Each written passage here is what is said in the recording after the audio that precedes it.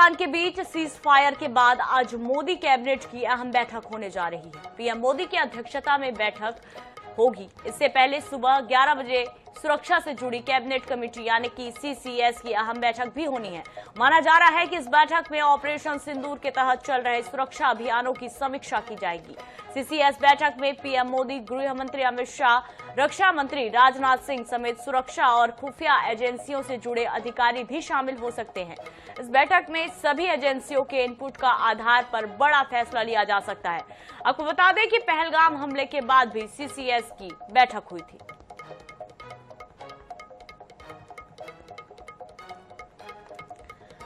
तो आज सीसीएस की एक बड़ी बैठक होने जा रही है। काफी अहम ये बैठक माना जा रहा है। ऑपरेशन सिंदूर के बाद और सीज फायर के ऐलान के बाद ये एक अहम बैठक हो रही है। प्रधानमंत्री नरेंद्र मोदी भी इसमें शामिल होने वाले हैं, रक्षा मंत्री भी इसमें शामिल होने वाले हैं और ये भी माना जा रहा है कि इस बैठक में बड़ा फैसला लिया जा सकता है। जैसा कि हम सभी ने सुना कि जब कल सेना के जवानों से मिलने पहुंचे थे प्रधानमंत्री नरेंद्र मोदी, साफ तौर पर स्पष्ट उन्होंने कह दिया था कि इस बार किसी भी तरह से अगर पाकिस्तान उल्लंघन करता है, पाकिस्तान अगर कोई भी हिमाकत करता है तो उसे उसी के जवाब में माकूल जवाब दिया जाएगा। और साफ तौर पर तीखे तेवर इस बार प्रधानमंत्री नरेंद्र मोदी ने दिखा दिए हैं और इसके बाद ये जो बैठक हो रही है तो ये माना जा रहा है कि अब बैठक में ऐसी तगड़ी रणनीति बनाई जा सकती है और कोई बहुत बड़ा फैसला इस बैठक के माध्यम से लिया जा सकता है।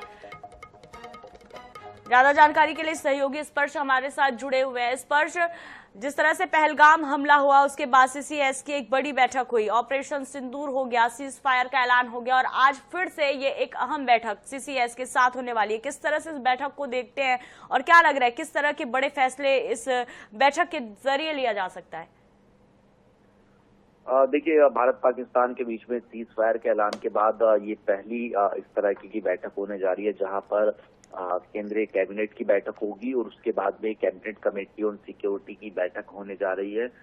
इस बैठक की बात करें तो काफी महत्वपूर्ण जो निर्णय है वो लिए जा सकते हैं, क्योंकि भारत ने हाल फिलहाल में ऑपरेशन सिंदूर किया है और उसके बाद हमने देखा कि पाकिस्तान की तरफ से जिस तरीके से ड्रोन और मिसाइल का हमला रहा, तो ऐसे में प्रधानमंत्री पिछले दिनों लगातार कुछ अहम बैठकें करते हुए जो है नजर आए, जिसमें खुद रक्षा मंत्री रहते थे, एनएसए, सीडीएस रहते थे और उनके आधार पर जो रिपोर्ट्स प्रधानमंत्री तक पहुंची हैं, कुछ जो इंटेलिजेंस रिपोर्ट्स होती हैं, कुछ रिपोर्ट्स ऐसी होती है जिन पर बॉर्डर पर और किस तरीके से हालातों को मजबूत किया जा सकता है, ऐसे तमाम विषयों को लेकर आज जो कैबिनेट कमेटी ऑन सिक्योरिटी की बैठक होने वाली है उसको लेकर सीधे तौर पर जो चर्चा है वो होती नजर आएगी। और इससे पहले हमने ये भी देखा था कि जो है एक स्टैंड भारत की तरफ से लिया गया था कि अगर कोई आतंकवादी हमला होगा तो उसको जो है एक्ट ऑफ वॉर की तरह जो है ट्रीट किया जाएगा। तो उस संदर्भ में भी किस तरीके से भारत अपनी तैयारियों को जो मजबूत है और ज्यादा कर सकता है, इसको लेकर जो है आज जो कैबिनेट कमेटी ऑन सिक्योरिटी की बैठक है वो जो है महत्वपूर्ण रहेगी। क्या ऐसी भी जानकारी है क्या स्पर्श की आज ऑपरेशन सिंदूर के बाद की जो रणनीति है और पहलगाम आतंकी हमले की जांच और सीज फायर के बाद जो हालात है उस पर भी चर्चा हो सकती है? देखिए, बिल्कुल जिस तरीके से मैं जानकारी दे रहा था कि आगामी फर्दर जो रणनीति बना सकते हैं, चाहे वो बॉर्डर पर जो है हालात के संदर्भ में बात करें या फिर इंटरनल सिक्योरिटी के संदर्भ में बात करें, क्योंकि पहलगाम हमलों को लेकर जो है कई प्रकार के सवाल जो है विपक्षी पार्टियां की तरफ से उठाए गए थे। तो ऐसे तमाम सवाल हैं जिनको लेकर जो लगातार बैठकें हैं वो प्रधानमंत्री करते हुए नजर आए थे और सुरक्षा के लिहाज से भारत अपने आप को किस तरीके से और ज्यादा मजबूत कर सकता है बॉर्डर पर, ऐसे तमाम विषय हैं जिनको लेकर आज जो है कैबिनेट कमेटी ऑन सिक्योरिटी की बैठक में जो चर्चा है वो होगी। बिल्कुल। और कल जब सेना के जवानों से मिलने प्रधानमंत्री नरेंद्र मोदी पहुंचे थे स्पर्श, तो काफी ज्यादा अगर हम कहें तो तीखी प्रतिक्रिया उन्होंने पाकिस्तान को लेकर दी थी। यानी कहीं ना कहीं उन्होंने स्पष्ट कर दिया है कि ऑपरेशन सिंदूर खत्म नहीं हुआ है और अगर किसी भी तरह से पाकिस्तान ऐसी हिमाकत करता है तो हमने अपने जवानों को खुली छूट दे रखी है। क्या लगता है कि क्या वाकई ऑपरेशन सिंदूर को लेकर कुछ और बड़ी रणनीति यहाँ पर बनने वाली है, कुछ और बड़ा फैसला इसको लेकर लिया जा सकता है?